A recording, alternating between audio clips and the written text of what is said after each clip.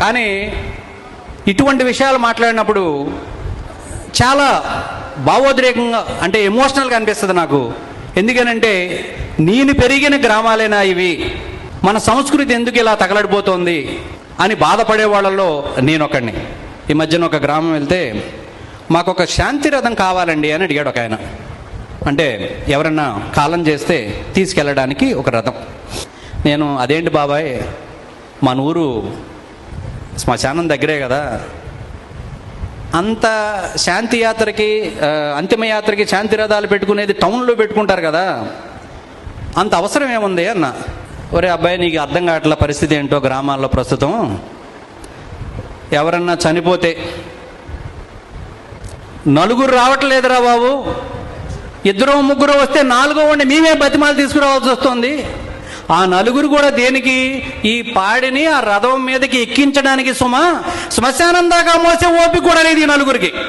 ఏమిటి పరిస్థితి, ఏమిటి పరిస్థితి? ముఖ్యంగా ఇది హిందువులలో మాత్రమే, నేను అంటున్నానని కాదు, మీ గ్రామాల్లో చూడండి, ఇది హిందువుల్లో మాత్రమే జరుగుతుంది. ఇది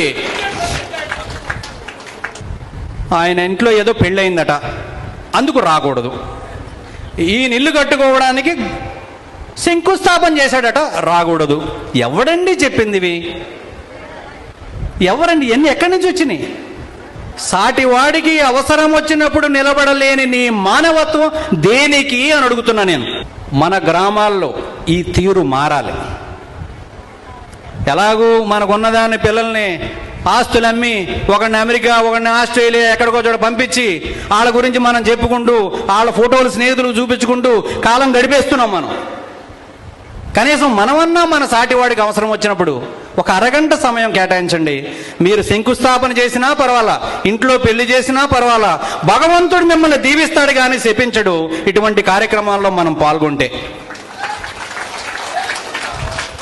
పక్కని వాడికి సహాయం చేయటం, కాస్త మన అనే భావనతో ఉండటం, కష్టం వస్తే నిలబడటం, ఇవన్నీ కూడా స్టేజ్ ఎక్కించి నాకు దండేసి నా ఫోటో పేపర్లో వేస్తేనే ఒక 5,000 10,000 దానం చేస్తాను. కానీ నా పక్కింటి వాడికి ఫీజు కట్టలేక ఇబ్బంది పడుతున్న వాడికి ఒక 5,000